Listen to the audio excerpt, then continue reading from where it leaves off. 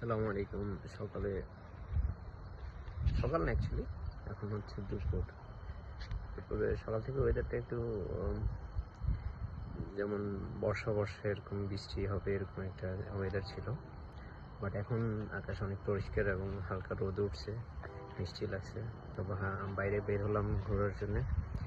ঘুরতে ঘুরতে হঠাৎ একটা জিনিস দেখলাম, তো চিন্তা করলাম যে আপনাদেরকেও দেখাই। কানাডায় আমি সবচেয়ে বেশিরভাগ মানুষেরই দেখছি, যেটা মানে আমার দেখা ভুল হইতেও পারে। সেটার ভিতরে আমি দেখলাম যে মানুষরা মানে পুরাতন গাড়িগুলো মডেলগুলো অনেক পছন্দ করে। পুরাতন নতুন গাড়ি থেকে পুরান গাড়ি বেশি এখানে ইউজ হয়, মেবি লিভিং কস্টের জন্যে।